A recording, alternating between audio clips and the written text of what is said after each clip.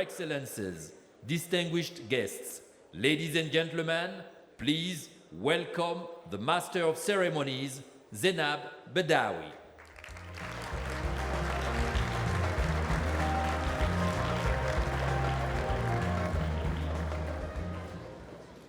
I think they should say Mistress of Ceremonies.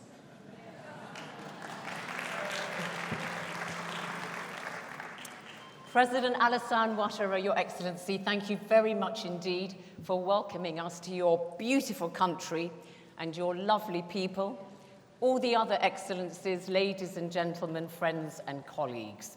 It is my pleasure to welcome you to the Mo Ibrahim Foundation's Leadership Ceremony.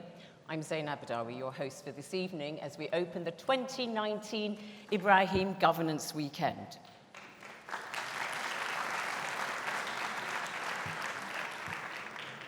This event is, of course, an opportunity to celebrate progress on African leadership and governance, and it's wonderful to be joined by so many friends of the Foundation. But our gathering this year is tinged too with the knowledge of an absence, a great absence, because tonight we pay tribute to one of Africa's greatest sons and leaders and global statesmen, and a personal friend to many of us, Kofi Annan.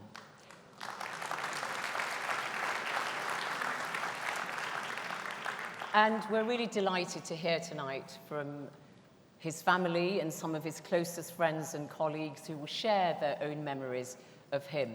And before we do that, I'd just like to share my own recollection with Kofi Annan. I remember when he first became Secretary General of the United Nations in 1997, invited to Oxford to listen to him speak. And he spoke with such a whisper that we were all leaning forward and thinking, and I thought, is this the great man? I can barely hear him. And after a minute or so, you're just mesmerized by his voice, his presence. And I realized you didn't have to have that tub-thumping, roller coaster oratorical skills in order to make impact. And also, it was my greatest pleasure. I didn't realize, of course, at the time that exactly this time last year, I was in Geneva hosting his 80th birthday, as well as the 10th anniversary of his foundation. And I also recorded the last interview of record with Kofi before his death. And he shared the highs and the lows of his long, distinguished career, spanning 5 decades at the UN. And he was a great humanitarian and very humane, but he was also very human, and he had a terrific sense of humor.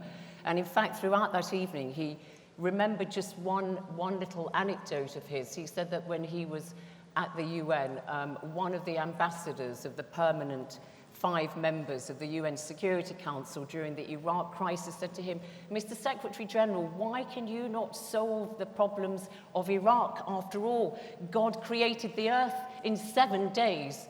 And Kofi Annan said to him, "Mr. Ambassador, God had the unique advantage of working alone." And, Kofi really was a man of terrific, he didn't take himself seriously. He took what he said seriously, what he did. And Kofi Annan's message for Africa's leaders was that leadership is service. So, of course, he was an obvious choice to be the inaugural chair of the Ibrahim Prize Committee. And he would have welcomed this year's focus of the Ibrahim Forum on migration, youth, and jobs. Because right to the end, he was deeply invested in the future of our bright young people who increasingly seek opportunities to travel and work. And that was Kofi, really. Even until his dying breath, he was still trying to do something for Africa. I know that the Foundation hopes that this weekend will give some space for a new African migration narrative to form, and we all look forward to hearing the discussions. Now, of course, we are all here at the initiative of one man, another great African, Dr. Mo Ibrahim, who has made it his mission to help our continent nurture and celebrate the kind of leadership which Kofi Annan championed. And I've had the pleasure of attending many Ibrahim Governance Weekends, and every year this special gathering brings together so many minds and such energy, giving us a moment to pause in our busy lives, take stock and just discuss and mull over progress in Africa and how we can really improve life there for all the people of the continent. So I'm delighted to welcome onto the stage the man behind all this. Mo, come up and join me.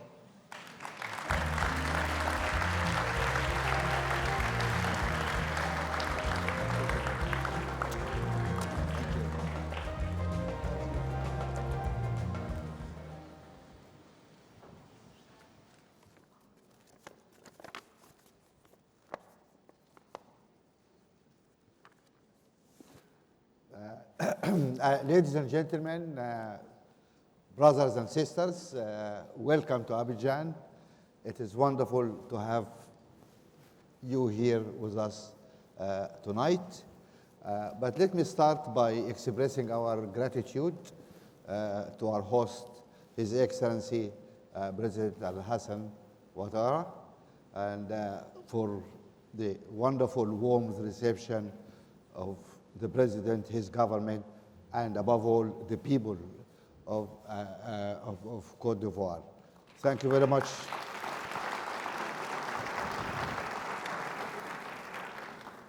I would like also to acknowledge my colleagues, the board of our foundation and the prize committee. Can you please stand up to thank you?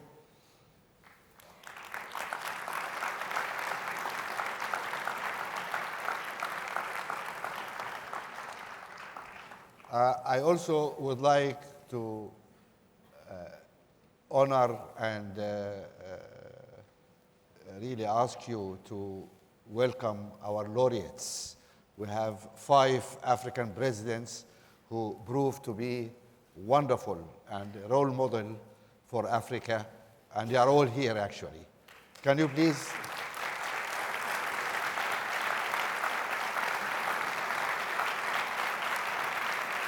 Thank you, President Mohammed, President Mohammed, Pedro Perez, and President Chissano, and President Madam Ellen Sirleaf. Thank you for being with us, and thank you for what you have done in your country and for Africa. We hope to see more of you, and I hope sometime the whole first row is occupied by laureates. I hope. It's not easy, but I hope. Tonight, actually, we are celebrating the legacy of a great son of Africa, Kofi Annan. We're celebrating. This is not a wake, this is a party. We're going to have music, we're going to have fun, because we are really grateful for having Kofi in our life, working with us and inspiring us, and we want to celebrate that life. So no handkerchiefs out.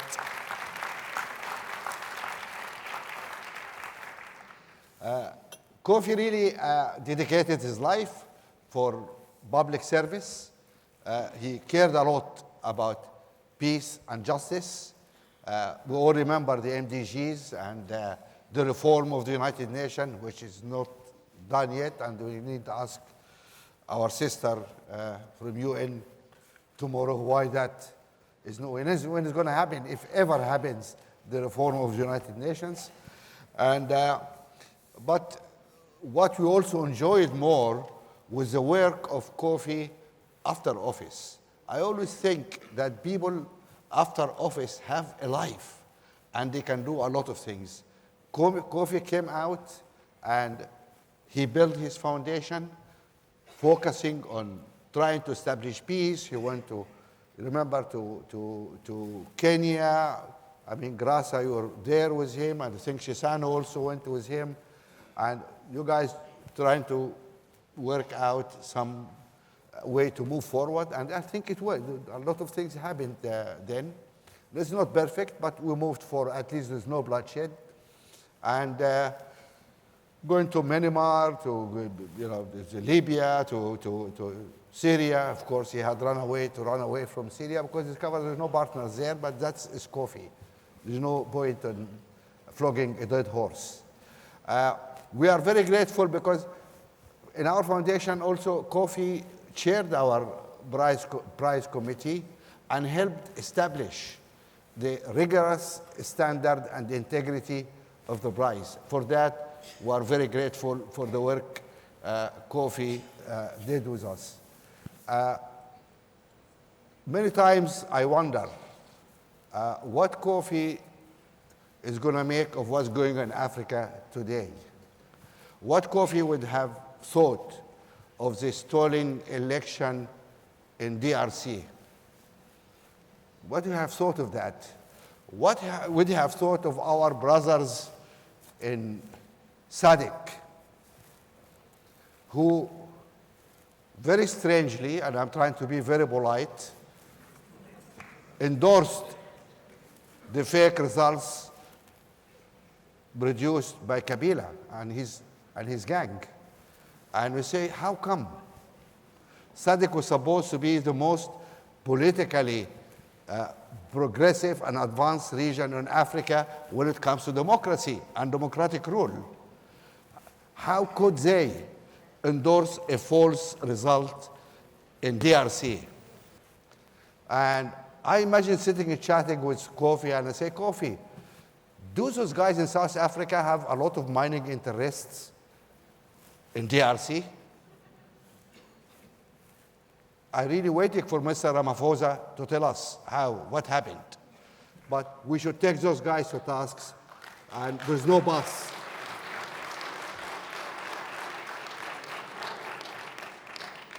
I wonder what Kofi would think of what is going on in Sudan. We have Bashir and his gang has been there for 30 years, destroyed the country, had wars against all our people in the west, in Darfur, 300,000 people killed. In the south of the country, we split the country. We're the only country in Africa which is split. All us African talking about how we get together again. And Bashir and his gang split our country. Thank you, Mr. Bashir. And then they steal the country blind, the economy just in tailspin, and they don't want to leave. And we say, please, leave, Mr. Bashir. Enough is enough. 30 years, you bled the country dry. What more do you want? And 4 months, people have been demonstrating everywhere in Sudan. That inspired demonstration of young people also in Algeria. In Algeria, President Bouteflika has the decency to resign peacefully without killing anybody. Why our brother Bashir doesn't take example from that? Look what your brother over there did. Please go in peace. That's what you ask Bashir to do.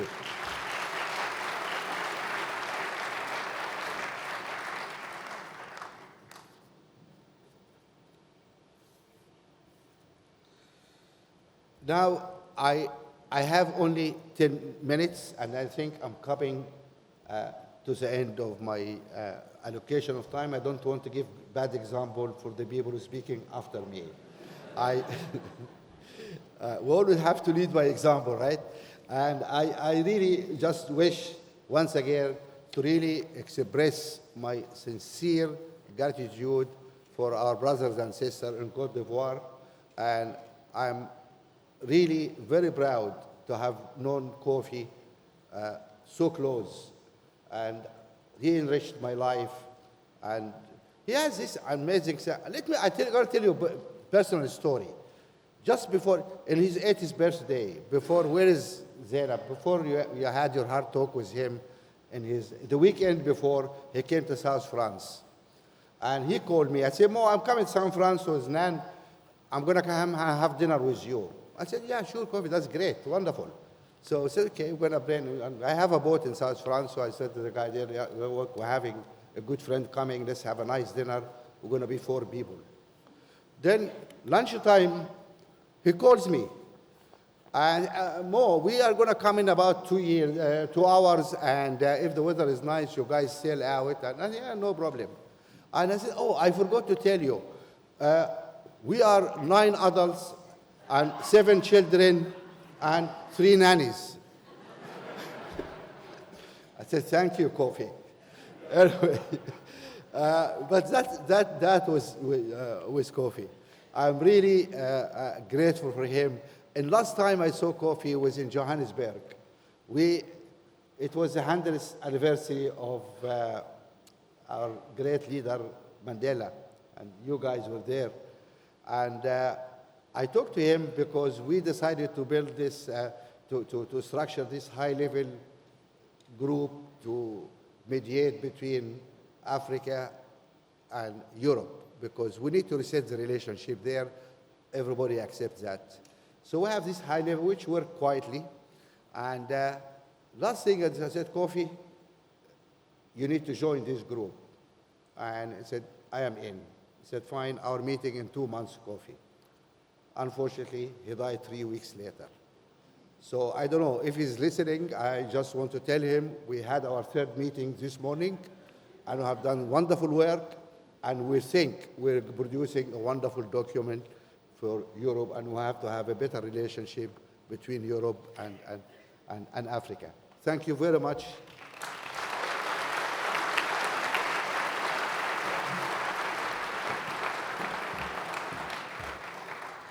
Thank you very much indeed, Mo. Speaking with your usual typical restraint,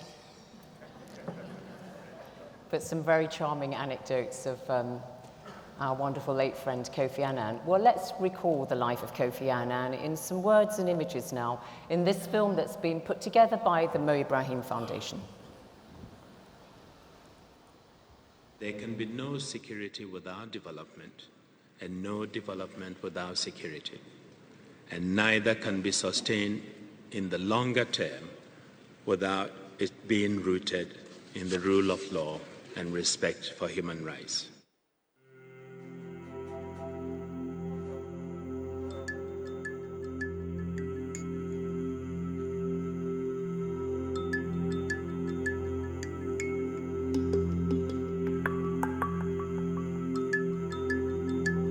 Fundamental human rights are a product of human nature, indeed, human life itself.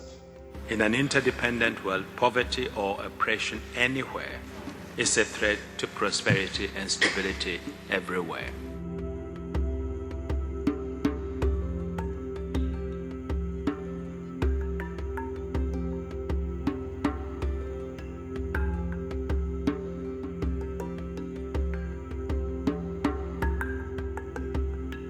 Secretary Annan is, of course, the gold standard for international leadership on everything from human rights to non-proliferation, to conflict mediation, to development, humanitarian assistance, and peacekeeping.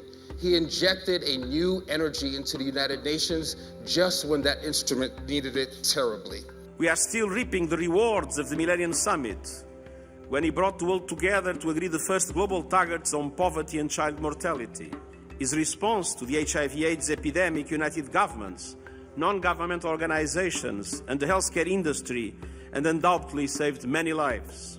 The fight against HIV/AIDS is not only a test for our United Nations family, not only a test for the international community, it is a test for our common humanity.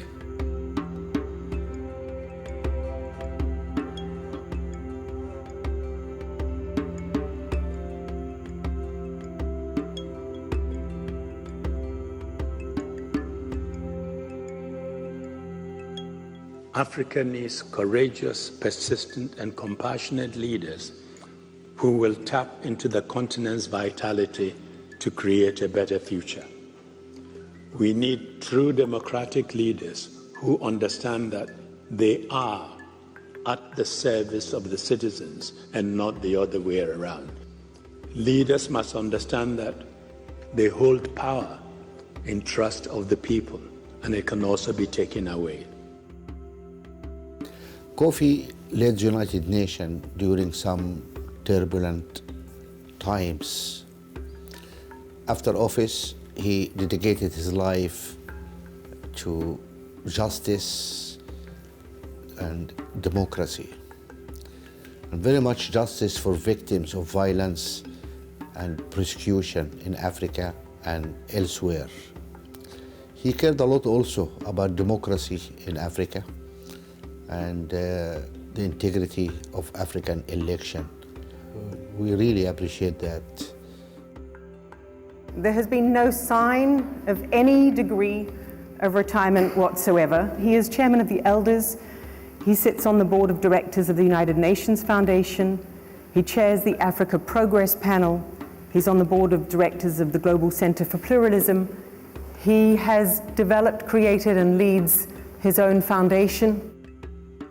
We mourn the loss of a great statesman, a committed internationalist, and a compassionate human being. But we remain determined to advance Kofi Annan's vision for a fairer, more peaceful world. Such was his wish, and such is our mission. He intended that the foundation continue his work. Our task now is to build on his extraordinary legacy and the values and principles which he upheld.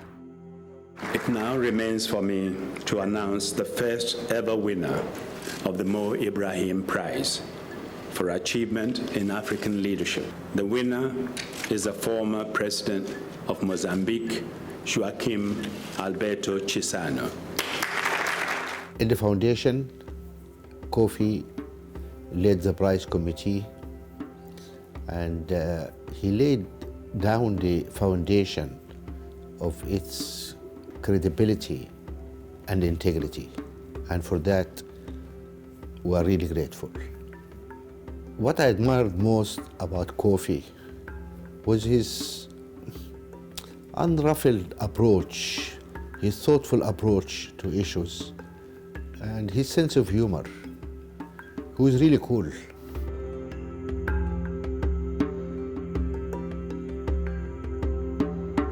We must allow African youth to lead us into the future with enlightened modernity rooted in African values. Young people have lots of knowledge, know a lot about technology. You have the capacity to do it. Mr. Annan's mission and vision for Africa and for the world obviously inspired so many young Africans. He opened my eyes for the first time to how far and promising the way could be for Africans. My very first memories of the United Nations were those that included a person of color, an African. He inspired me growing up to be interested in serving not only my country, but also Africa as a whole. It's amazing to think that me, an African, like he would have been at my age, can make all the change that we hope to make. That you can join a huge global organization and rise to the top and lead it successfully. Kofi Annan é líder que deixa legados para as Nações Unidas e também para o mundo inteiro. He was a person full of compassion and empathy for all kind of people, irrespective of their age, race, or social status. Kofi Annan nous a laissé comme héritage le courage de croire que c'est possible, de défendre nos convictions et de prôner la paix, l'égalité partout dans le monde. He speaks about the importance to act that each tomorrow finds us farther than today. And this is something that I've been living with, because I think that it's important that each one of us do everything in their capacity to ensure that tomorrow is a better day. Je suis reconnaissante à Kofi Annan. I'm very grateful to Kofi Annan for allowing us to have this ability to dare dream and do what we can do. And I think we owe a lot to him, and we should strive to ensure that we continue what he started.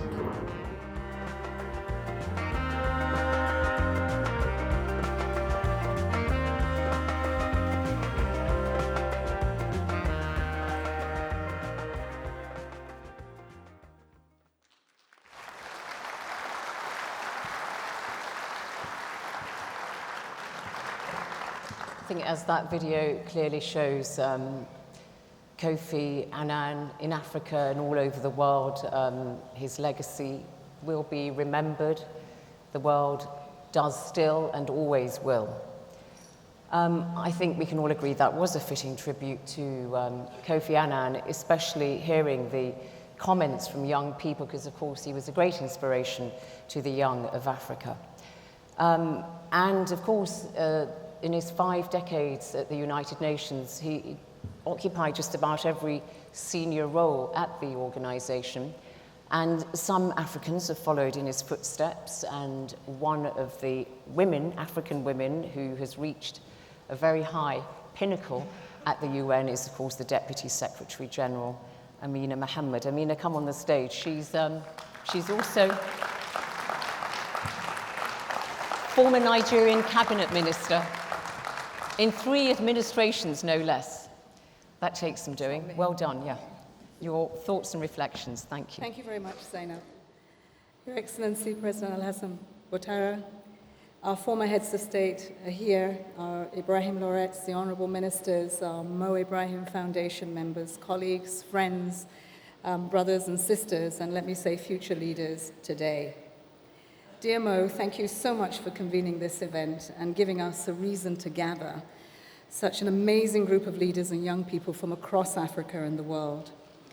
Many friends here today, I really am honored to join you at the world-renowned governance forum that we have annually. And I can think of no better place that we would do honor and special tribute to Kofi Annan. The film we've just seen captures Kofi in all his multifaceted glory.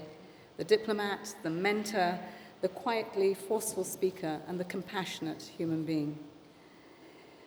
It's hard to pick from among the highlights, but I was especially struck by the young woman who said Kofi had opened her eyes for the first time to how far and promising the way could be for an African. And that is a standard to which we should all aspire. Mo, I know Kofi was your guest at the Governance Weekend 2 years ago, and that he contributed greatly to the work of the Foundation and the Prize Committee. He was, as you once said upon his passing last August, a comrade in arms in the fight for better governance and the rule of law in Africa. Thank you for bringing us all together in his honor tonight, and for focusing this weekend on some of the key challenges that engage Kofi through his life journey: youth, migration, and leadership. We're privileged to have Kojo here, his son, with us. Kojo, and cherished members of the Annan family, let me express once again our condolences on your loss, which is also so painfully the UN's and the world at large. But let me also send our regards to Nan. I know that we expected for her to be here, and I was with her 3 weeks ago in Geneva. We had lunch, and we went into a restaurant she said was their favorite, and then we sat down to look at the menu, and both of us didn't know what to choose, and so she said, maybe we should just eat what Kofi would have eaten, and so we ate his fish. Kojo, you saw the outpouring love and the admiration last September at the memorial ceremony we held at the United Nations in New York. The GA Hall was filled to capacity with people, but most importantly with shared memories. And in the days that followed, as world leaders took the podium for the annual general debate, leader after leader voiced their sadness in his passing, their appreciation for his enormous achievements, and their high regard for his service to the world, an inspiration to us all. Kojo, thank you again, and the family, for continuing to sustain Kofi's legacy through the Kofi Annan Foundation. For the UN, Kofi was the right person at the right time. We all recall the turmoil of the immediate post-Cold War period. But the end of the ideological rivalry between superpowers also created a renewed sense of opportunity for what our organization could do and be for the world's people, and Kofi grabbed that moment with gusto. He set many initiatives in motion, understanding that governments cannot by themselves address today's enormous challenges.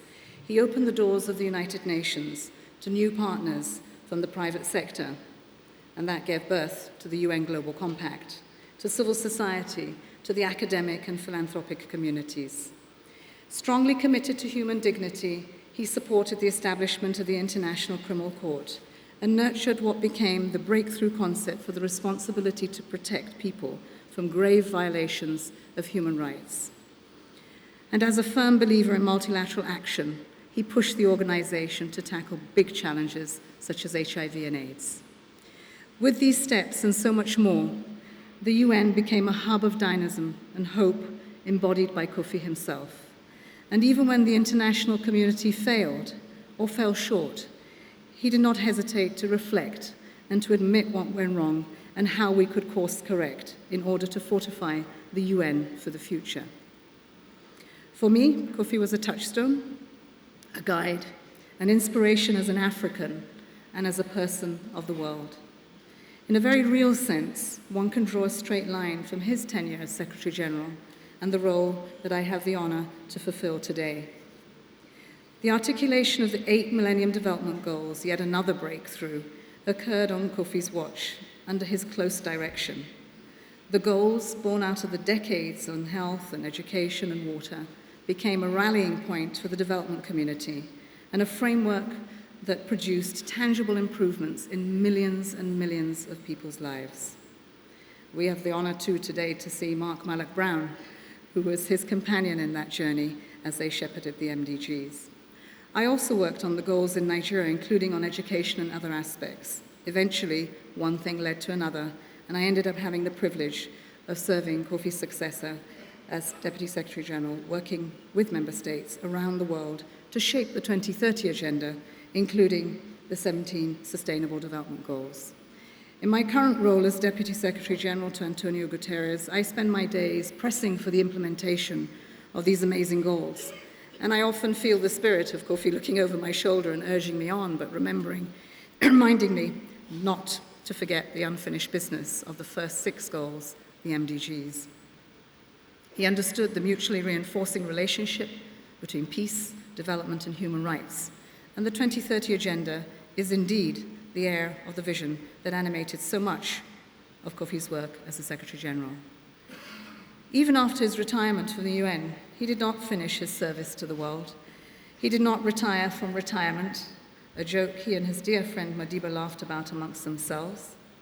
His expertise and deep knowledge and networks were leveraged and deployed for mediating conflicts around the globe in Kenya and Syria and Myanmar. In his last outing, he spoke to young children in Zimbabwe and marched in South Africa. He went where he was needed, and everywhere he went, he brought solutions, he brought hope with him. Kofi's wisdom and counsel were sought out constantly until the very end. I've been touched on Kofi's substantive contributions, but let me say a word about Kofi the person. He was courageous, he was kind, mostly he was humble and humorous. It was said often that Kofi knew everyone by virtue of his long career and many postings, including in human resources. Many are the staff members who can recall an unexpected telephone call asking of their well-being or that of their family. Many are the staff members who remember meetings of which opinions from all were welcome, regardless of the level at which they were working. But whether or not one knew Kofi personally, a distinct bond encompassed all, forged by his awareness, and unique amongst Secretary Generals, I can tell you, of staff aspirations, their frustrations, and responsibilities. As Secretary General Guterres said at Kofi's funeral in Ghana, Kofi Annan was the United Nations and the United Nations was him. Friends, a world today needs more leaders like Kofi Annan. We're living through a period in which we find our core values and our multilateral foundations under threat. Inequality is certainly on the rise among and especially within countries. Trust in political establishments is on the decline. Intolerance, extremism, and virulent nationalisms are increasingly widespread. People are nervous about jobs and about the prospects of their children's future. Kofi's example can inspire us as we seek to meet these challenges, especially in our mother Africa. He had a special affection for young people, as we saw, recognizing the duty not only to leave the world a better place for them, but actually to build that future with them now. Wherever he traveled, he would be sure to visit universities and schools, young activists and entrepreneurs, and encourage them in their studies and their struggles and aspirations. Let us carry on this legacy by doing far more to advance the well-being of youth in Africa and across the world, at a time when jobs and hope itself may be in such short supply. He also had a bond with the world's migrants and refugees. Being a migrant himself and having worked at the UN Refugee Agency, his approach, like that of Secretary General Guterres today, was based on one word: solidarity. Africa today shows remarkable generosity in hosting a third of the world's refugees and internally displaced persons. Indeed, the continent steps up far more than others do in many regions, where borders are often closed or the climate is distinctly hostile. At a time when there are more people on the move than ever before in search of safety, opportunity, let us take our cue from Kofi. And by assisting the vulnerable, recognizing the benefits of migration, and upholding human rights, all while addressing the challenges and getting to the root causes of human displacement. Kofi was also insistent on the responsibilities of leaders to humbly serve their people and to make way peacefully, democratically, for their successors at the end of their terms. This is the way that societies, again, in and beyond Africa, can build stability, trust, resilience, cohesion, and strong institutions that meet the needs of their people. Kofi spoke this truth repeatedly and fearlessly. Ladies and gentlemen, Kofi Annan was a champion of peace, and people right up to the end, and including through various troubleshooting assignments and his work for the elders. This proud son of Africa left a lasting imprint on the world. He left us enriched, and sadly, he left us too soon.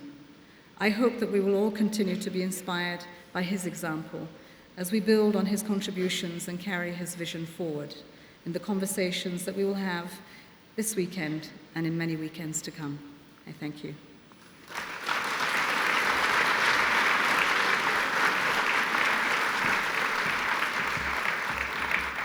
Thank you very much indeed, Amina, Deputy Secretary General of the United Nations, for those reflections there. Well, Kofi Annan was once described as a friend to thousands and a leader to millions, and one person who had a very, very personal perspective on Kofi Annan is, of course, his son, mentioned by Amina there, Kojo. Kojo, do come up and speak on behalf of the family. Thank you.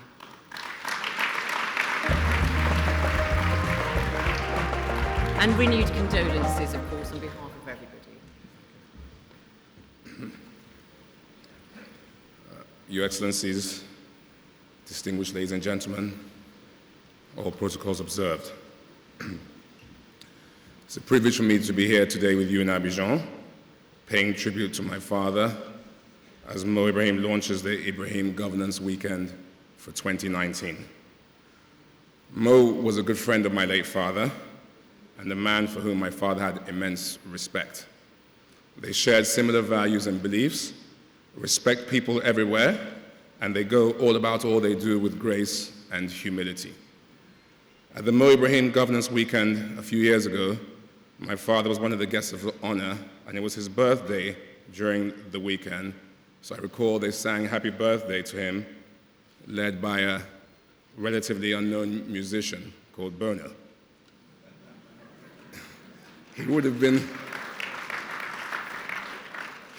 actually 81 this coming Monday, 8th of April. I'd just like to say that the tribute video that the Ibrahim Foundation put together earlier was very moving for me, and I'm sure if Nan and my sister had been here, Nan sends her regrets because she's had to take care of her mother. They would have been just as touched as I was by the lovely video. Amina's speech as well, incredible, and Mo's speech really touching for us and the family. Many won't know that when my father first ran for Secretary General late in 1996, the French government initially vetoed his candidacy at the Security Council of the UN on the basis that they primarily wanted a Francophone and possibly even an Ivorian, Amara Essi. They also mainly doubted my father's capacity to engage and speak in French. Sans l'ombre d'un doute, without a shadow of a doubt, they didn't know that among his friends, the closest collaborators were in fact personalities from the Francophone world from Lomé to Cotonou all the way to Abidjan and Dakar. Allow me to pay tribute to the professional relations, but also warm, friendly relations that my father and Madame Nan Annan shared with the distinguished President of Côte d'Ivoire, His Excellency Mr. Alassane Ouattara, and the First Lady, Mrs. Dominique Ouattara. For Kofi Annan, the language of Molière was something that he was well versed in, and he taught me and my sisters and also my brother TJ to practice with comfort that similar of that of a Parisian. Secretary General, the French were amongst my father's strongest supporters, and years later awarded him with the Légion d'honneur, the highest title in their land. I tell this little story to show the remarkable capacity he had to turn a perceived weakness into a strength, a skill and trait that we can all learn from. Those who know me know that I like to use sporting analogies because I believe they contain many rich lessons and can be applied beyond the field and into many different sectors. Sports doesn't see color or religion or tribe. It is truly meritocratic. It only sees greatness. Sports an order of chivalry, a code of ethics and aesthetics, recruiting its members from all classes and all peoples. Sport is education, the truest form of education, that of character. To win, you have to be the best, and my dad was indeed a winner, a world champion, an Africa 10. He represented integrity and he represented dignity. He represented excellence and he represented unity. He combined passion with self-discipline, skill with determination, and faced any defeat with unbending resilience. Excellence is about waking up every morning and getting it done. Performance under pressure. Excellence is formed by repetition. The countless hours of practice you are ready to go before you're ready to go onto the world stage. He raised the standards of those on his team because his own personal bar was so high. Kofi Annan was a great Africa 10 champion. Mandela was a great Africa 10 champion. We have a continent teeming with champions, from Weah to Drogba, from Yaya Toure to Okocha, from Youssou N'Dour to Wizkid, from Chimamanda to Lupita, from David Adjaye to Idris Elba, from President Ouattara to President Akufo-Addo, from Mo Ibrahim to Aliko Dangote, from Tidjane Thiam to Akin Adesina. There are African champions everywhere.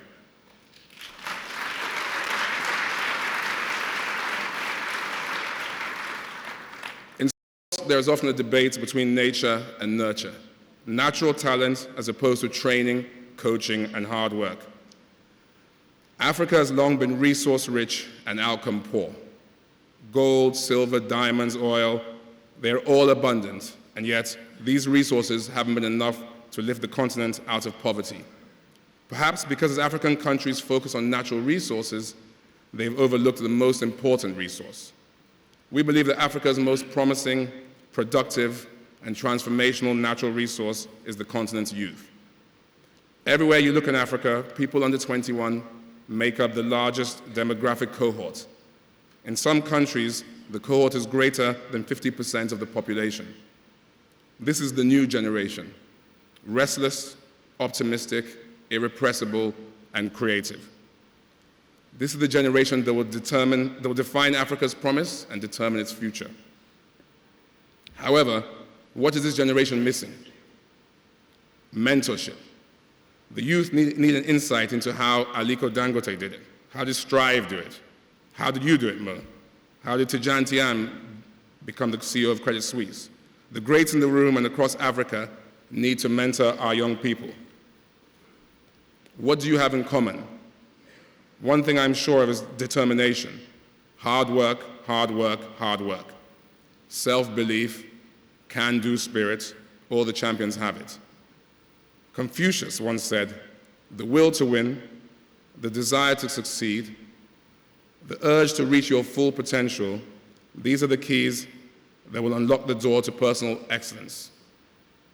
I can share a minor insight here from a key point that I have learned, and I was just discussing this earlier with Hosh, Mo's son, that since the passing of my dad has taught me that time waits for no man or woman.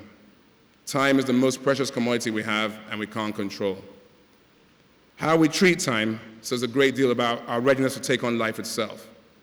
My father's timing was absolutely impeccable. 10 a.m. meant 10 a.m. Not 10 past 10, not 10:07, not 10:30, but 10 a.m. If you were meeting him, even as family, you were fearful to be late. I've improved my timing because of that. He simply did not have time to waste, and he would not waste your time, and thus would not tolerate his time being wasted. In Africa today, if you go and see a minister or a very high-level official for a 10 a.m. meeting, he might see you at 2 p.m. And you might feel quite fortunate about that. Others might not see him until 6 p.m. or even the next day.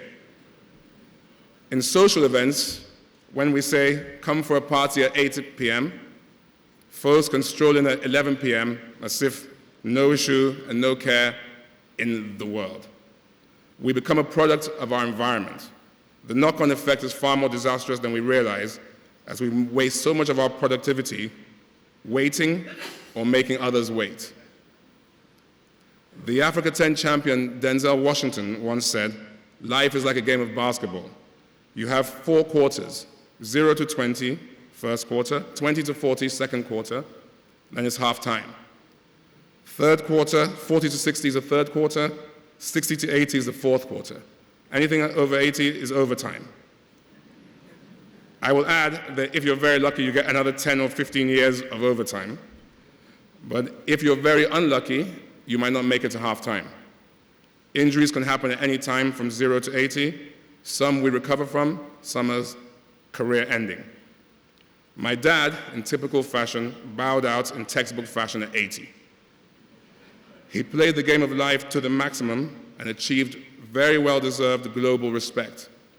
His impact was immeasurable, and he rests in the pantheons of greatness. In tribute to my father, my message to all of us, to my family and my friends, and to my beloved continent is that time is going. Dangote doesn't waste time. Adenuga doesn't waste time. Strive and Mo don't waste time. Bill Gates doesn't waste time. Just a few years ago, I thought I was a young, cool cat. After my dad's passing, it fully dawned on me that I myself am already in the third quarter. We need collective action. We need 10 Kofi Annans. We need 10 Nelson Mandelas, 10 Drogbas, 10 Mo Ibrahims, 10 Strives, 10 Akin Adesina's, 10 Dangotes, 10 Chimamandas, etc., 10 Drogbas.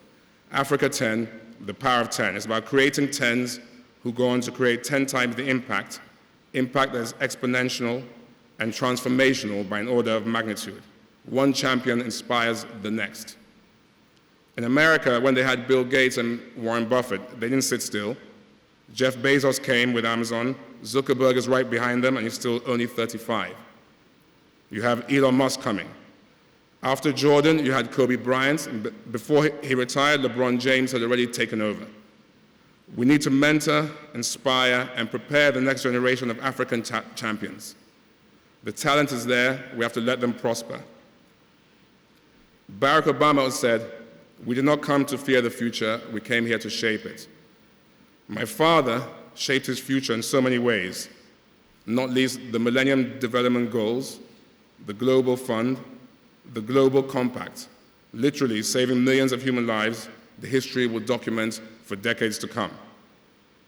This was achieved by a remarkable Ghanaian who was able to lead and galvanize collective will. It's now time for us collectively to continue shaping the African future, and fast. We have to become urgent about all we do. The clock is ticking. My father said change is a process which has to be managed. So let's, as Africans and friends of Africa, come together in his honor and manage the change. Change the story of Africa. Change the narrative from poor and impoverished to successful and abundant. Now is the time for action. He taught me to walk with my head held high wherever I am, and my back straight and my chest out. My pride is inside. Not with arrogance, but with an innate self-assurance, as he said himself in one of his more popular quotes. To live is to choose, but to choose well, you must know who you are and what you stand for, where you want to go, and why you want to get there. Another lesser-known quote from him, he said that Africa is a continent that is blessed. We are not a poor continent. We are a very rich continent with lots and lots of poor people. We can do something about this through leadership, through education, through preparation, and through inspiration. Let's ponder and think deeply about that. A very rich continent with lots of poor people. Some years ago, my wife and I were discussing the notion of the Langoras prefecture. For those that don't know, it was what was historically used to describe Africa, the lazy man's purview, sluggishly slothful, torpid and lethargic. Going back to the beginning of my speech, how can we turn perceived weakness into indisputable strength? In the same vein as my father perfected his French relations upon becoming Secretary General, Roger Federer finally conquered his backhand at the Australian Open a few years ago. His single-handed backhand that had long been ruthlessly targeted as his weakness by Nadal and Djokovic is now a weapon of match-winning destruction. He now plays with a freedom of expression that was never there before.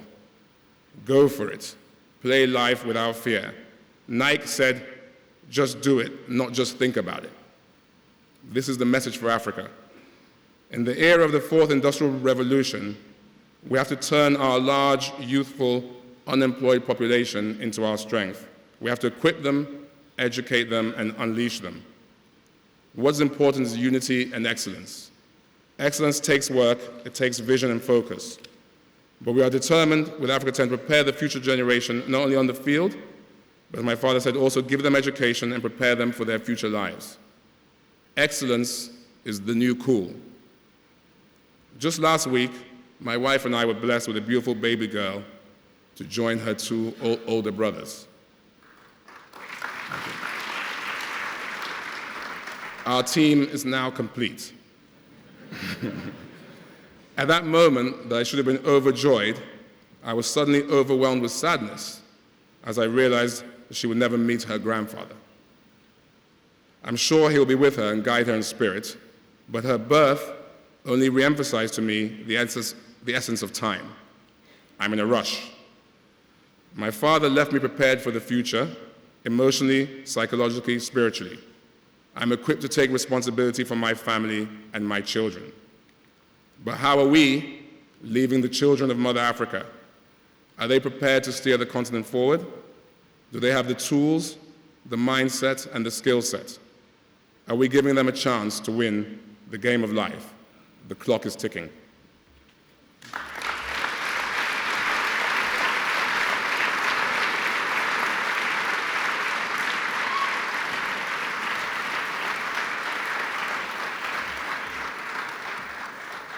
Kojo, thank you very much indeed for that tribute and sharing the lessons learned from your father with us. I'm sure he was and would be very proud of you. Now, our next guest is quite literally a rock star, but he's also a very well-known activist. And as co-founder of One, he's lobbied governments all over the world to try to secure better trade deals for Africa, better programs for governments in Africa and the people. And it is, of course, Bono. And Bono, please come up.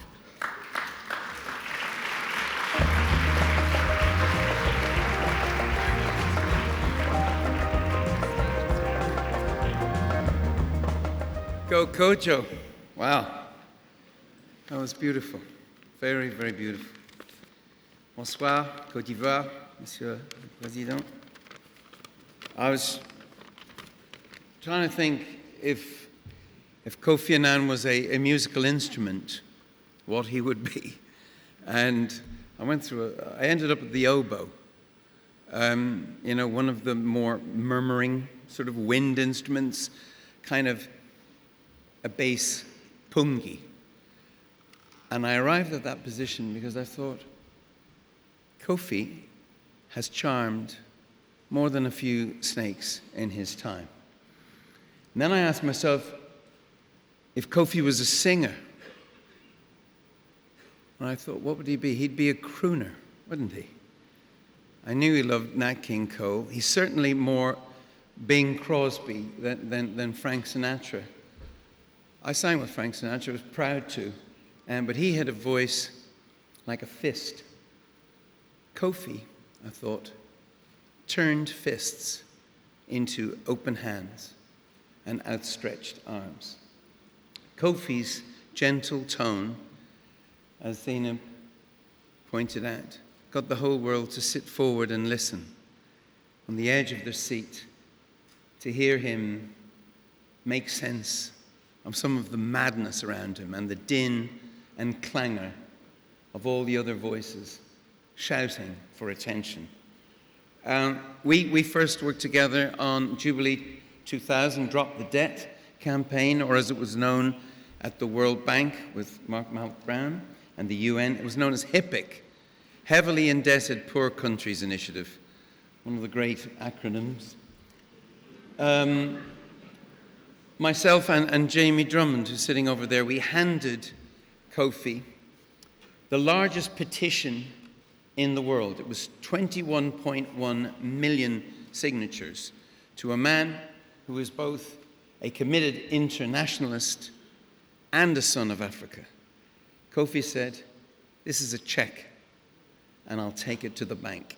And he did, and we did, and it's a reminder of what social movements can accomplish. $110 billion of bad debts cancelled, helping to get over 50 million more kids in school and allowing formerly indebted countries back control of their economic destiny. Very proud to have done that work with Kofi Annan and with the World Bank. But keeping this more personal and getting back to music, Kofi Annan loved the tenor voice. So I talked 3 Irish tenors into singing for them at Nan's birthday back in the mid-zeros when they visited Dublin. And I made them laugh by explaining to them that my father had described me as a baritone who thinks he's a tenor. And anyway, I thought I'd share with you a story from the scriptures that's always reminded me of Kofi Annan. It's the one about Elijah, who was told to go and find a certain cave on a mountaintop where he would hear God's instructions. So Elijah found the cave and waited for the voice of God. Then there came a huge storm and the sound of thunder. Thought Elijah, this must be the voice of God. He went to the entrance of the cave, but God didn't show. He returned into the darkness and waited. Lightning flashed at the back of the cave. Thought Elijah, illumination. It must be the voice of God. But again, he was disappointed. Next came the rain spilling from the heavens. A big smile from Elijah. Of course, the voice of God will wash over me like rain. He went to the entrance of the cave to be disappointed for the 3rd time. Not just disappointed, crushed. Elijah sat depressed at the back of the cave, questioning his own sanity. He was just staring into the middle distance when a gentle breeze almost imperceptibly entered the cave. It was, of course, the voice of God. And isn't that the lesson? Sometimes it's the quietest voice that weighs the most.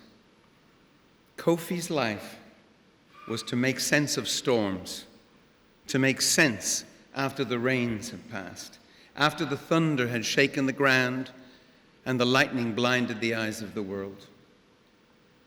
When Kofi passed away, President Nana Akufo-Addo, just across the way in Ghana, said, "Rest in perfect peace, Kofi. You have earned it." And Kofi did earn it, perfect peace.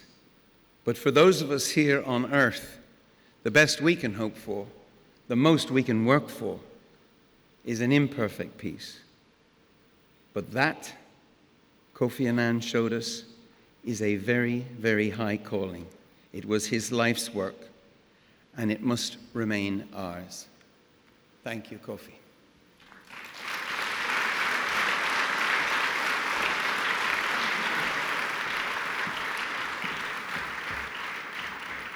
Thank you very much indeed, Bono. Well, we don't have Bono to sing, but we have Jahel Bonnet to sing, an incredible Ivorian performer who exploded onto the music scene with her debut album last year. She's a self-proclaimed musical alchemist, mixing up African rhythms with jazz, hip-hop, and soul. Jahel, where are you? Please give her a round warm of applause.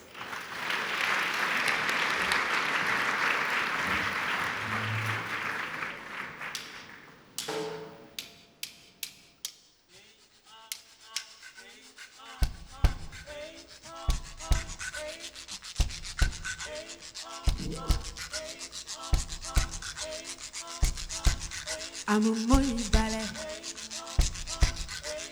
Welcome my kwaba. Amumoni ballet. Welcome my kwaba. Amumoni ballet. Amumoni ballet. Ici. Amumoni ballet.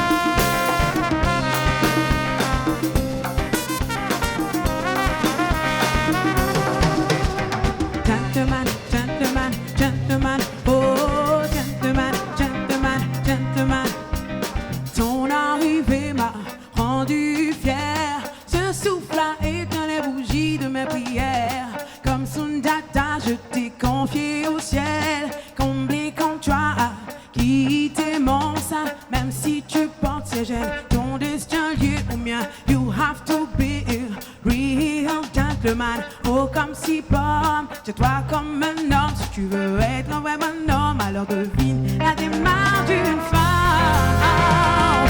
Be a gentleman quand ça dit back on big Bobby. Quand ça dit back on big Bobby.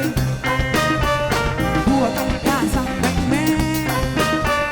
Pour qu'on casse avec me. Casse avec me, oh. Casse avec me, oh.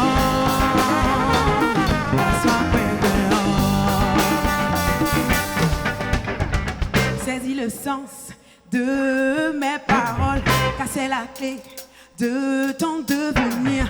Si tu as des doutes, pose-moi des questions, car c'est comme ça qu'on construit son horizon. Baby,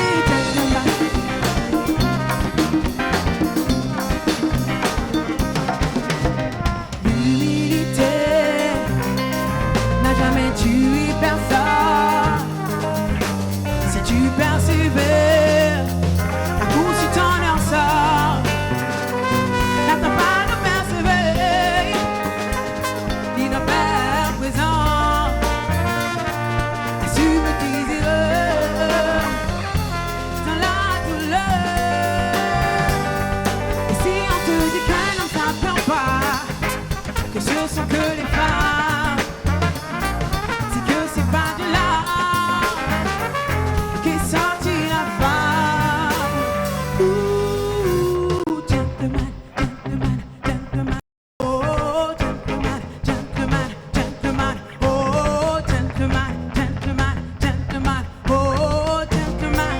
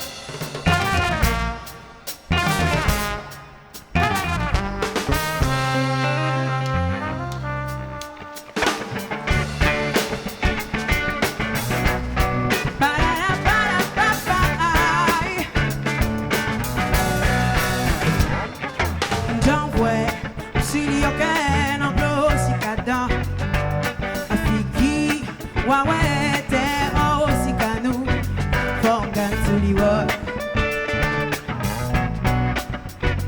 Non, la fille sous.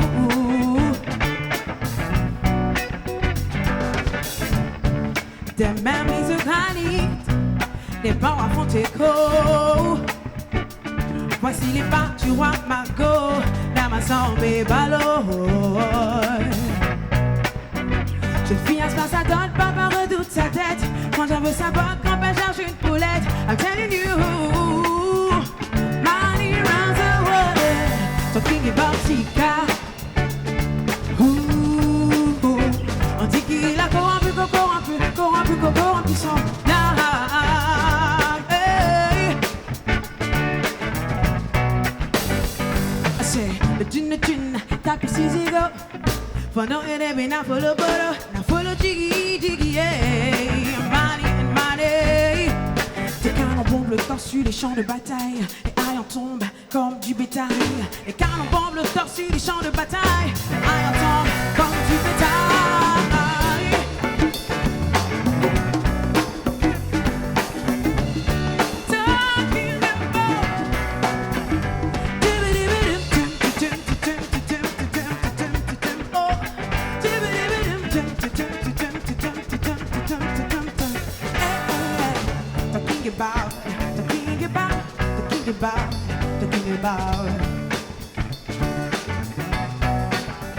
Talking about Sika.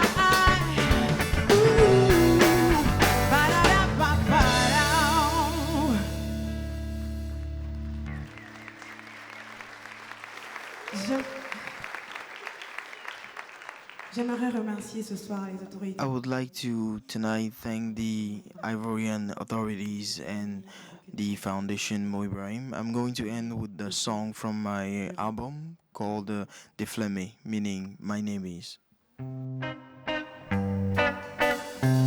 Say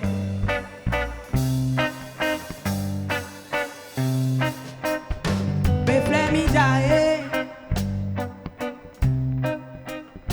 Beflemi jae Beflemi jae Ha jae Mami uni Jao no for your life Peine ou difficulté Un pas tu mettras après un pas Non y'a qui nous Tant qui veut Car le chemin paraît d'or Et j'en chez des pines Non coco Don't to worry Que j'écoute la voix de ce cœur qui bat dans ma poitrine Que je m'agrippe à cet infime espoir Non Je suis là Mes flammes C'est l'amour ou la fille boba sous And so coming of the darkness Blably Gabon ou miel ou nous I don't care how anything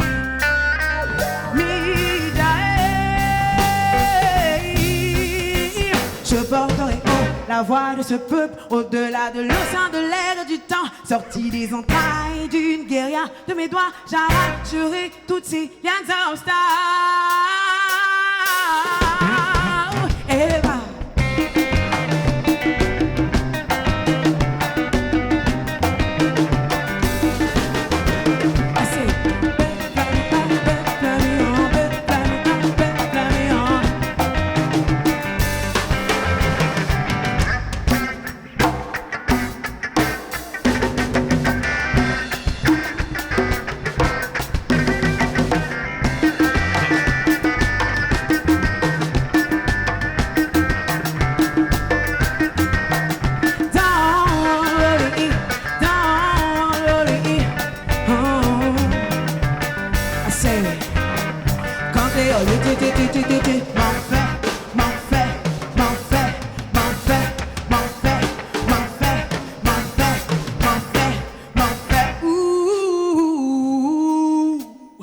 en créole, t'es mon père.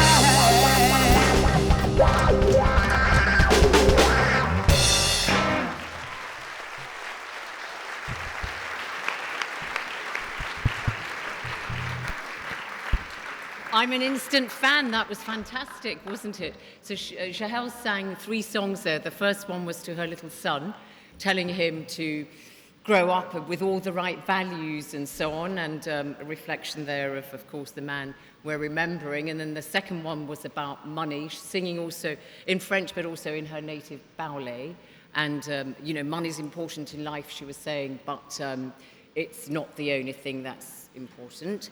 And at the end, she was just saying, Je suis Jahel, I am Jahel. Terrific, absolutely wonderful. And remember, of course, this is a celebration of Kofi Annan's life. We're remembering him, but we're also celebrating the man we all knew. And he loved to dance, didn't he? So he really would have enjoyed that, because I remember he was the last person on the dance floor in Geneva last year at his 80th birthday. So was I.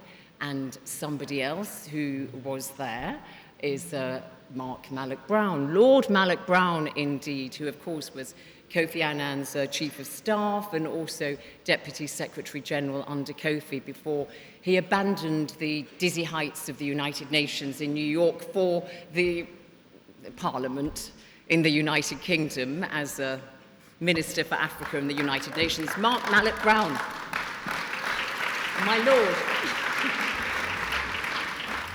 Well, thank you. Your Excellency, Mr. President, Mr. Presidents, Madam President, Madam Deputy Secretary General, Excellencies, friends, Kojo. What a wonderful tribute we've paid to your father this evening.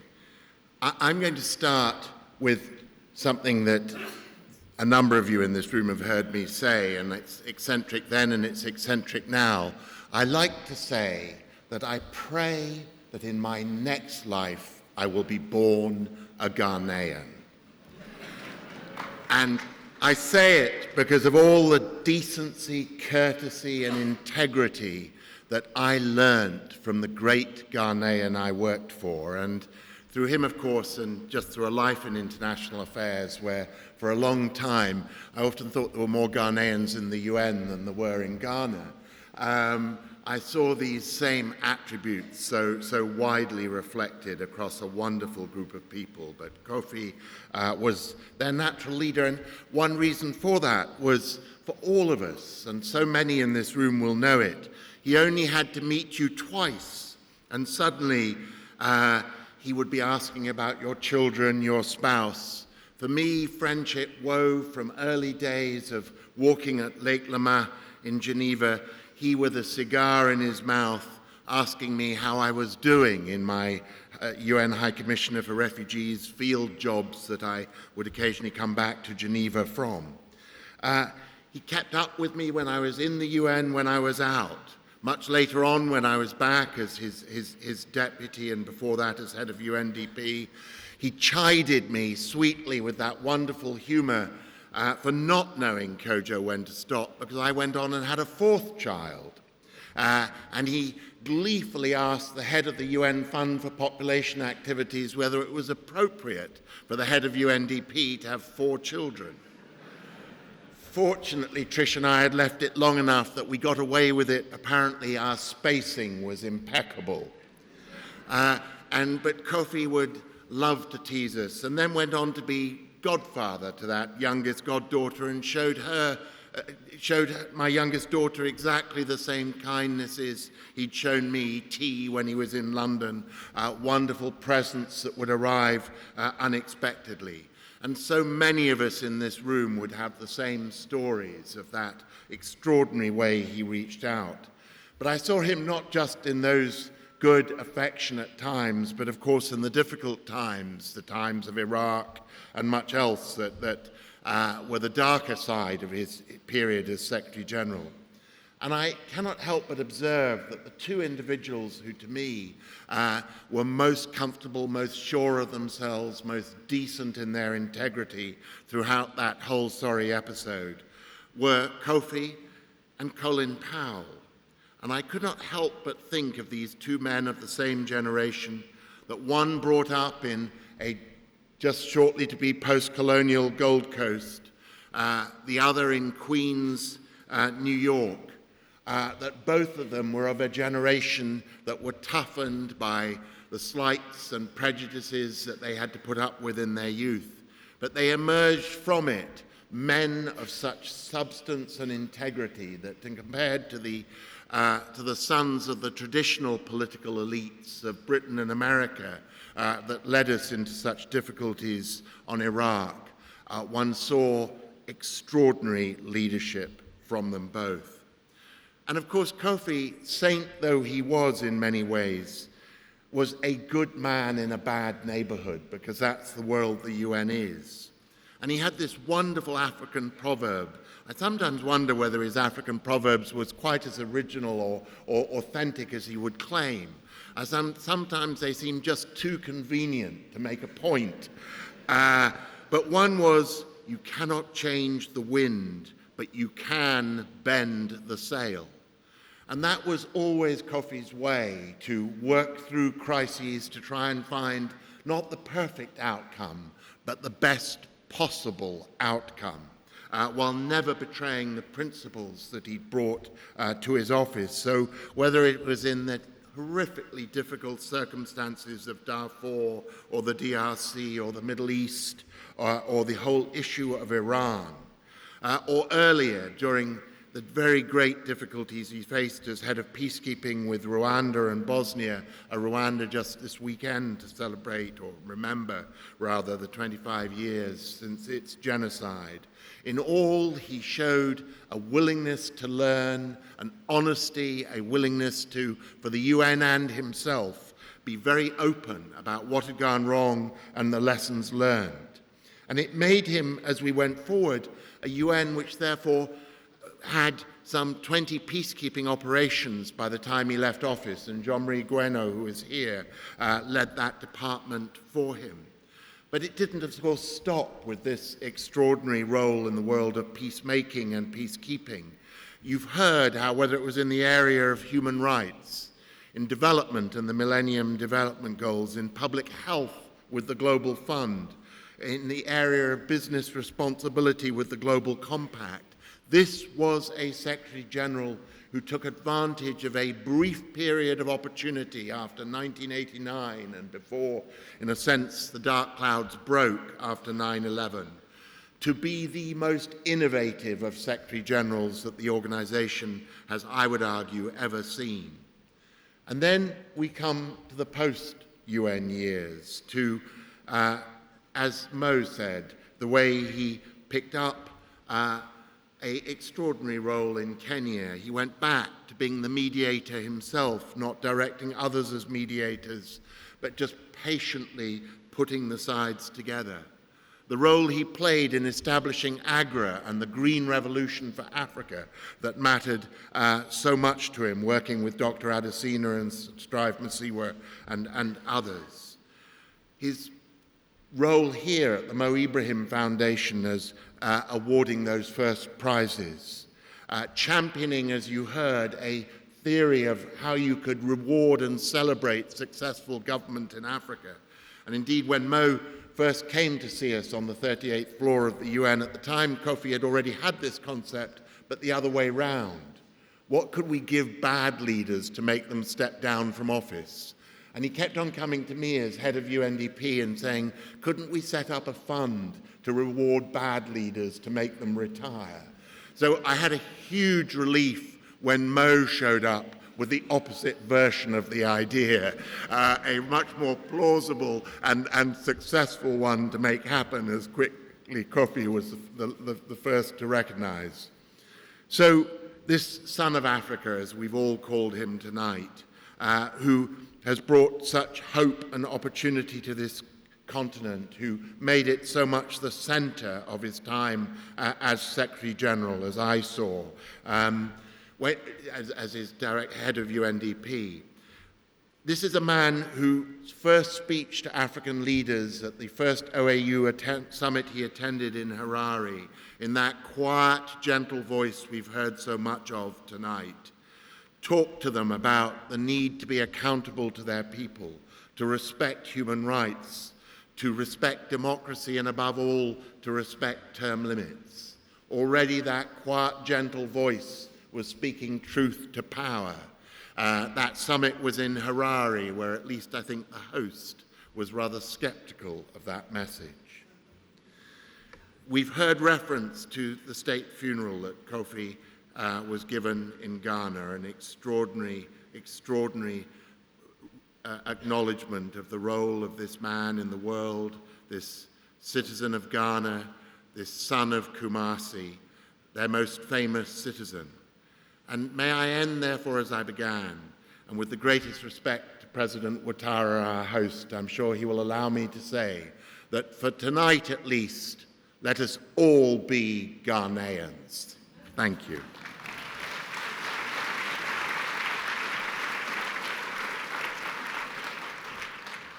Thank you, Mark. Thank you very much. And indeed, you mention our host there, President Alassane Ouattara, who, of course, has welcomed us to... President Ouattara, I'd stay on your feet, sir, Your Excellency, because I'd like to invite you onto the stage to make your presentation, because we're all enjoying this wonderful country of yours. I only arrived last night, but I'm very impressed by Abidjan. Wonderful, real powerhouse of West Africa, isn't it? And we know that in recent years, Côte d'Ivoire has seen... Ça va, merci bien. Oui, je comprends mieux que je parle. Mais in recent years, Côte d'Ivoire has seen such a wonderful, steady improvement on the Ibrahim Index of African governance, and that's a great testament to your leadership and guidance. Thank you, Zeinab. Thank you.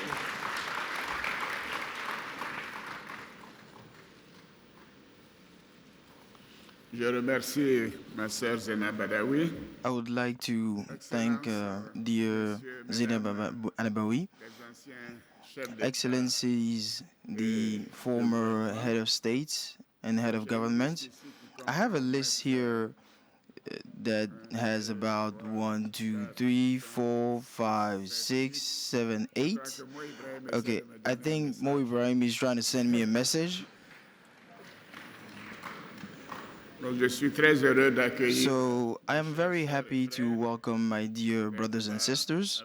Thanks for being here tonight. And we are particularly honored to have you here with us. Mrs. the Vice Secretary General of the United Nations, Mrs. Nadia Machel Mandela, Mr. the Vice President of the Republic of Côte d'Ivoire, dear friends, dear brothers, dear friend Ibrahim, thank you, President Mo, for agreeing to host this weekend here in Abidjan. And I would like to say how honored we are to have you, to host you guys here for this weekend. And my dear nephew, son of Kofi Annan, ladies and gentlemen, honorable guests, it is with a real pleasure that I welcome you in Abidjan for the 2019 edition of the Mo Ibrahim Weekend, which has as a theme the African migration, the youth, employment, and mobility. I would like to wish you to all our traditional akwaba, meaning welcome to Côte d'Ivoire. Our warm welcome to my brothers and sisters, former presidents, which honor us with their presence to be part of this forum. And I would also like to thank all of their collaborators to be present. I would also like to thank the Mo Ibrahim Foundation and its president, also its council, for choosing Côte d'Ivoire to host this world-renowned event, which would allow us to focus on questions related to Africa's development. This 2019 edition which is focused on the migration issues on the continent, is particularly pertinent regarding our current situation and what our countries are going through. I would like to then congratulate Dr. Mo Ibrahim for his involvement and commitment in favoring good governance in Africa. Indeed, the Mo Ibrahim Prize and the Ibrahim Index of Good Governance have imposed themselves as extremely important and in the area of improving governance in the African continent. Côte d'Ivoire has started working on very ambitious reforms in order to strengthen governance and transparency in public management. Now, all these efforts have shown an improvement from Côte d'Ivoire in the Mo Ibrahim Index, that Côte d'Ivoire went from the 42nd place to the 22nd place. Thank you very much. That is the highest progress recorded up to 2018. And I was telling Ibrahim that we have 2 more years to move 19 more places to be on the first place until 2020. Honorable guests, ladies and gentlemen, dear friends, we will have the opportunity to exchange on the central theme of this event, specifically on governance in Africa, as part of the panel that I'm going to be part of with Dr. Mo tomorrow afternoon. For now, I would like to thank the Mo Ibrahim Foundation for the great honor that they've done to my country, giving us the opportunity to give a warm tribute to our dear friend Kofi Annan, former Secretary General of the United Nations, Nobel Prize of Peace, and an honorable son of Africa. He's also a brother next door. He's a humanitarian and a great diplomat. He would have been very proud of the quality of this event and this assembly for the 2019 Mo Ibrahim Forum on Migration, Youth and Mobility. These issues having been part of his personal fights. He and I have talked about those issues quite often, not only in Geneva but also in Abidjan. Kofi Annan was more than a friend for Côte d'Ivoire. He was also a son of our country. He was a brother who shared, the pain of Côte d'Ivoire through the political and military crisis that Côte d'Ivoire went through.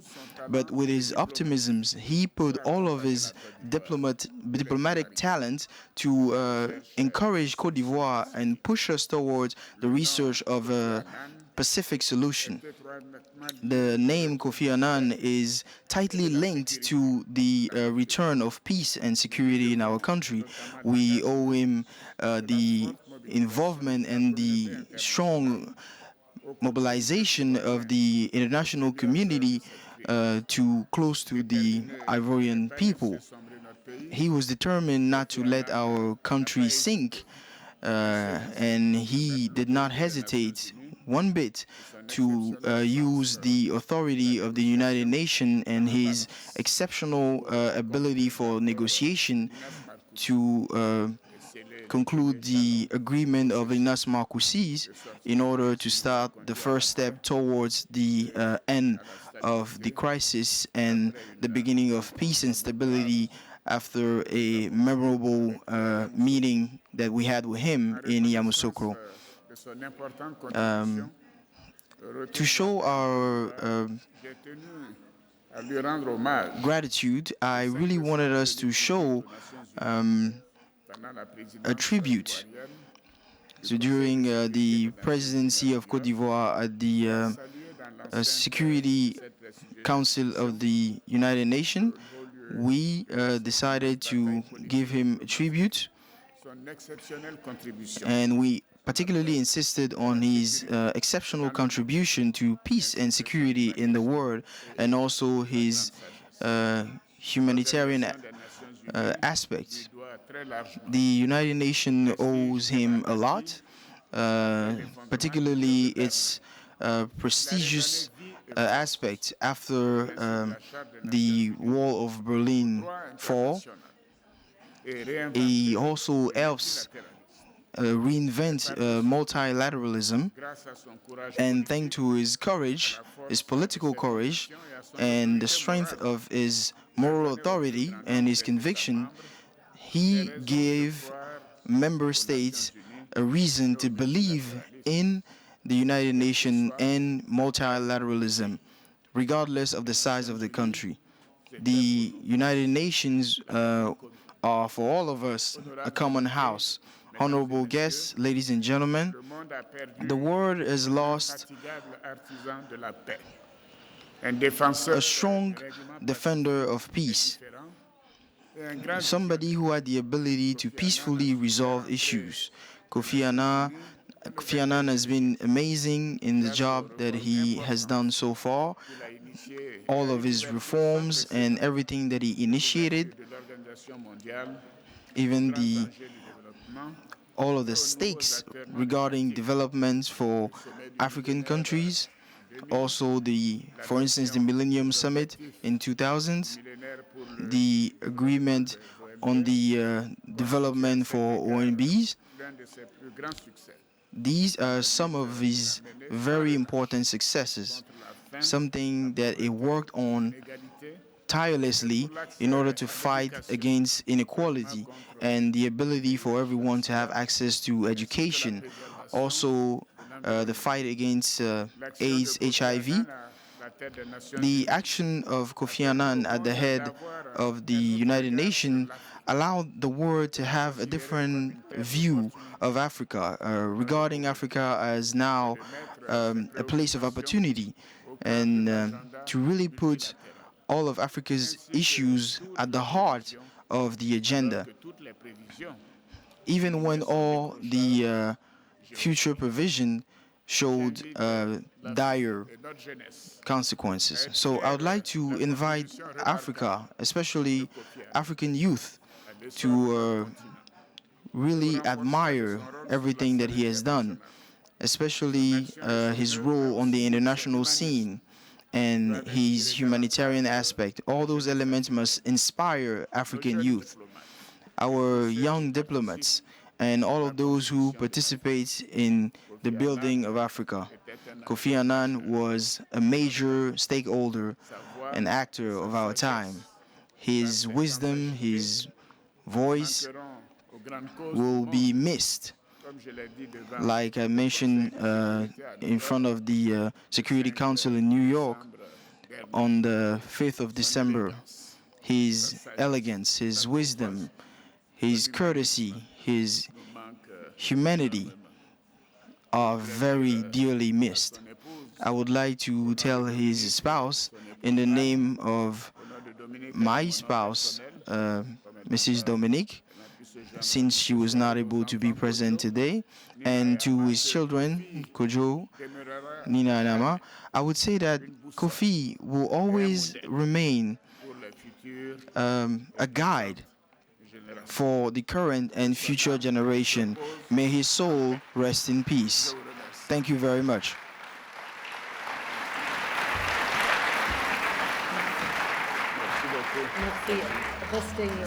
Restez ici, s'il vous plaît, Monsieur le Président, pour les photographes avec les autres. Thank you so much for that wonderful speech and renewed gratitude for your hosting us here.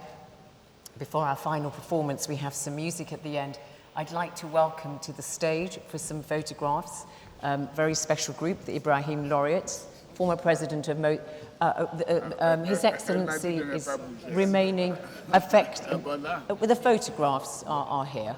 Yes, so the former president of Mozambique, Joachim Chissano, if you could come up, former president of Botswana, Festus Mogai, former president of Cabo Verde, Pedro Pires, and former president of Namibia, Hifikepunye Pohamba, and the former president of Liberia, Ellen Johnson Sirleaf. And may I invite our other speakers, please. Amina, Mark, Kojo, Mo, of course. All of you, if you could join the stage for the photographs. And then we have our final music performance, so please stay sitting.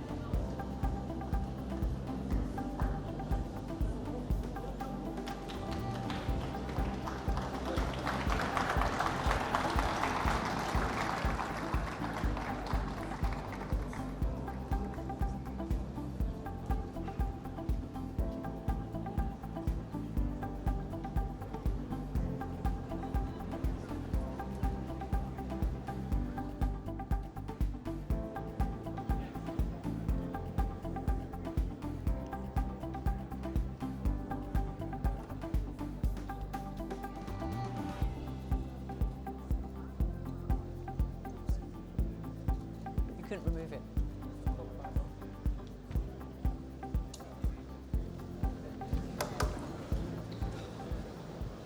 Thank you. So, good. Group photo finished. So, we've had a more contemplative evening than we usually do, reflecting, of course, on the loss of a great African and a great global statesman, Kofi Annan. And we're now going to be kicking off for tomorrow the discussions.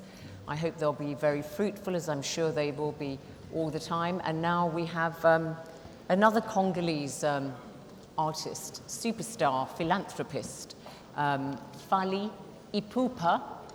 But from me, it's been my pleasure. Goodbye.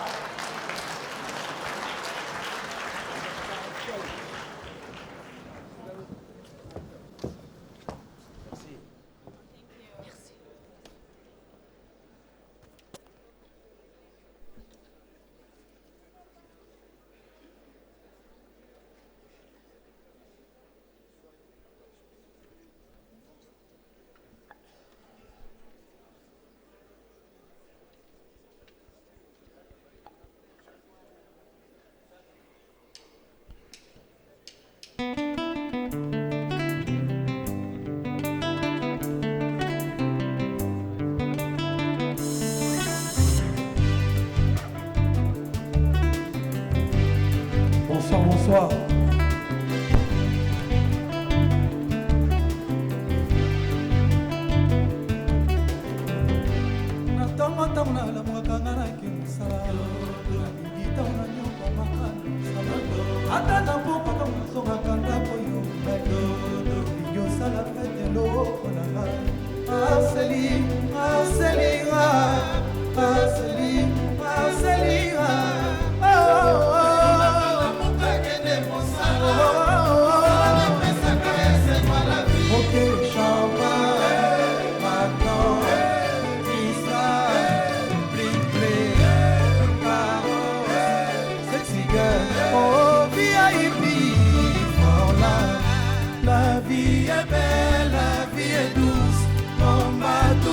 Combat de tous les jours, Parfois je suis sûr, parfois je doute.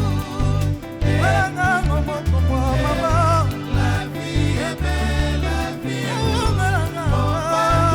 Combat de tous les jours. Parfois je suis sûr, parfois je doute. Sweet life, sweet things, big dream things, big don't dream forever. You know my life is that easy. I give my life to sexy. That there is no chicks like me. Okay, see I've been dreaming, now I'm living, never stop hustling. Okay, champagne, Magnum, Easter, bling bling, sexy sexy girl. Oh, VIP for life. La vie est belle, la vie est douce. Ok. On combat de tous les jours. On combat toujours. Parfois je suis sûr, parfois je doute.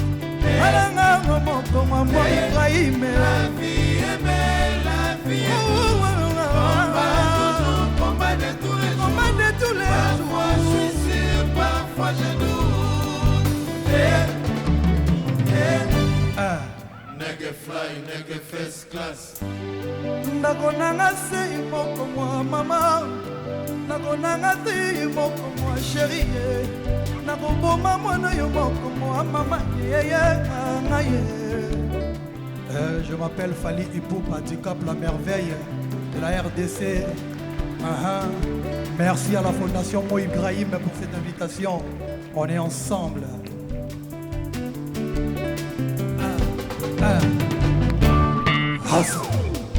La vie est belle, la vie est douce. Combat toujours, combat de tous les jours. Parfois je suis sûr, parfois je doute. La vie est belle, la vie est douce. Combat toujours, combat de tous les jours. Parfois je suis sûr, parfois je doute.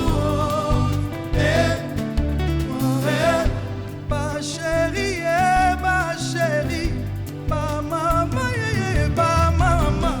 Oh, nalela maman. Ndakonanga si moko mwa chérie. Ndakonanga bolimo moko mwa mama yeye.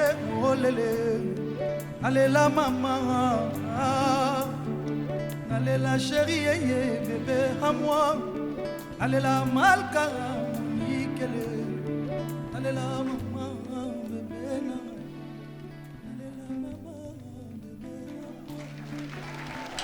Boss, merci.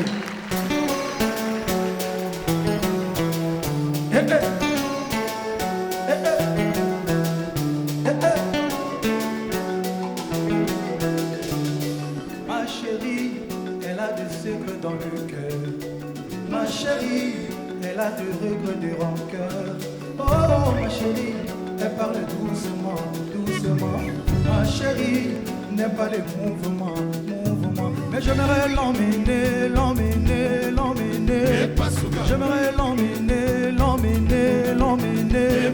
Mais j'aimerais l'emmener, l'emmener, l'emmener. Pourtant, ma chérie, elle veut me sortir de son cœur. Je t'ai donné mon cœur, et maintenant c'est la vie. Il y a maman et oh lélé.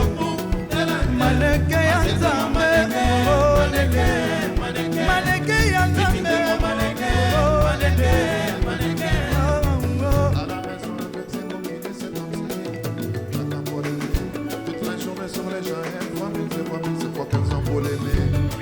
Si c'est comme ça, je vais mettre tout seul à me faire des soucis.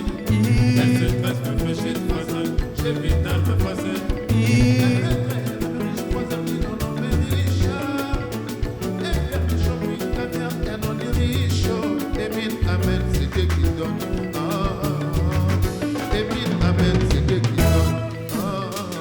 Je t'ai donné mon cœur, et maintenant c'est la vie. À maman et jusqu'au bout de la maneke yanzame, maneke yanzame,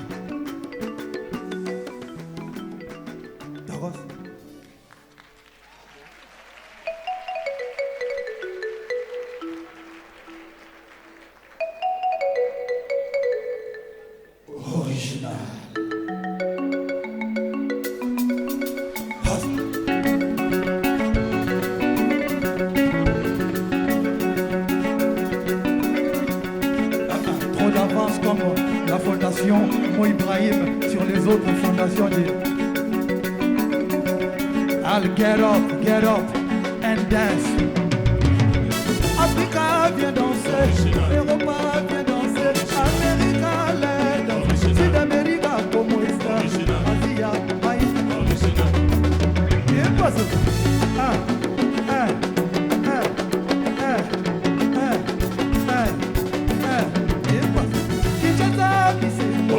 Abidjan, on s'enjaille. Dans la Yaoundé, Makosa. Libreville, Oriento. Angola, Bondia. Dakar, Natal, oh, Marie-Jeanne, Bolo, Bolo, Bolo, Bolo. Marie-Jeanne, Bolo, Ababa, Ketumate. Abundaga, Modaga, Moda, Moda, Lala. Marie-Jeanne, Bolo, Ababa, Ketumate. Lele, Abundaga, Modaga, Ale Modaga, Modepas. Marie-Jeanne, Bolo, Ababa, Ketumate. Abundaga, Modaga, Moda, Moda, Lala. Marie-Jeanne, Bolo, Ababa, Ketumate. Lele, Abundaga, Modaga, Ale Modaga, Modepas. Let's go.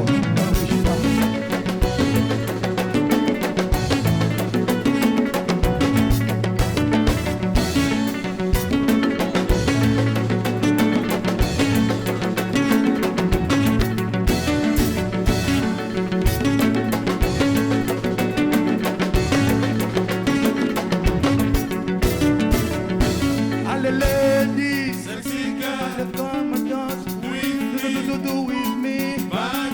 Go bad girl, I'm nice man, I am original.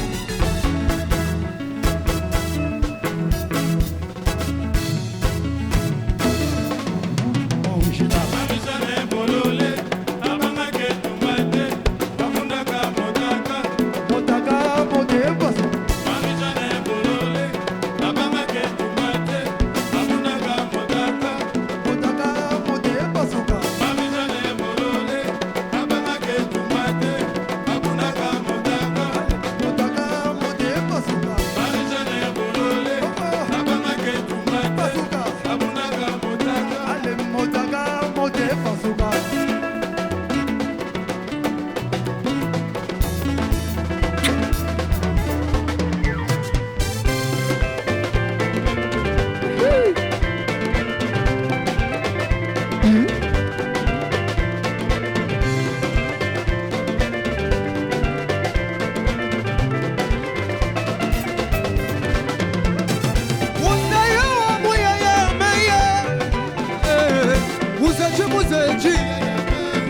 Muzeji, mama muzeye, muzeji,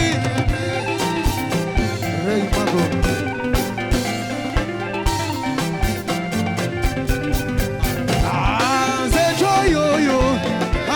Joyo, everybody enter, muzeji.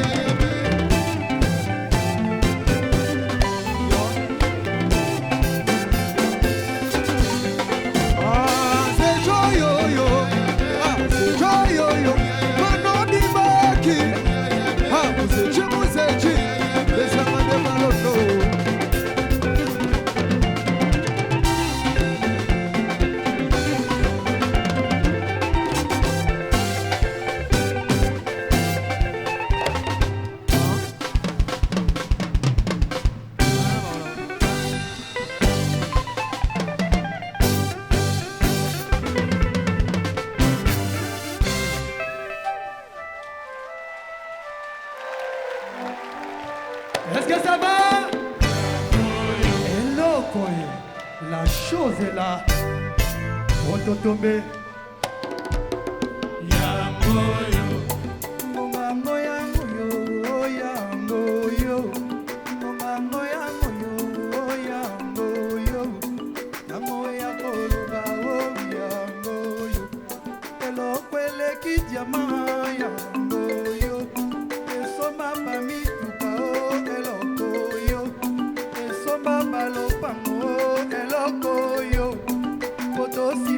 Go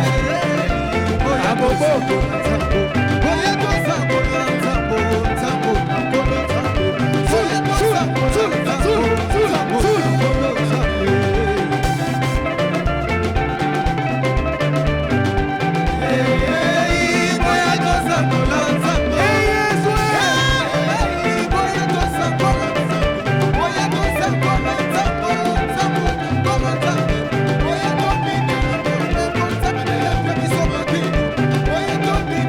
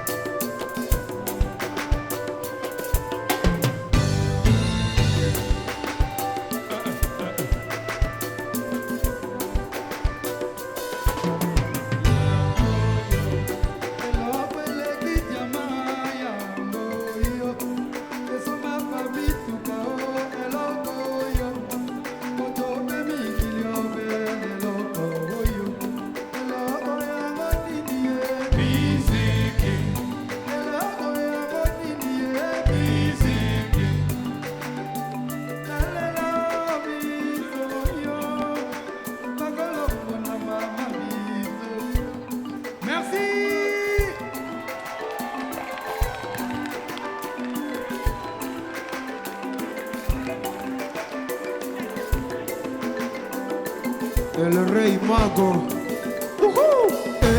Yoga bien. Segue.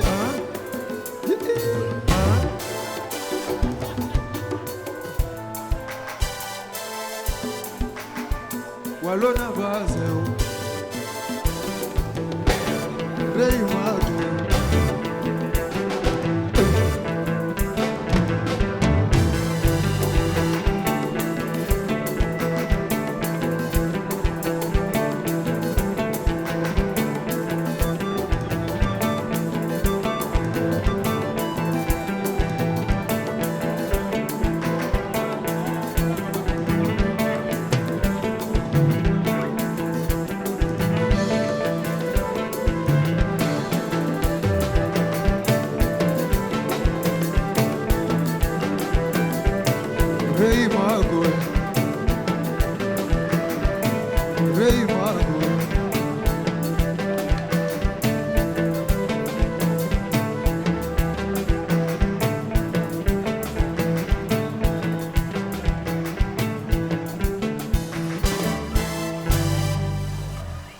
Merci.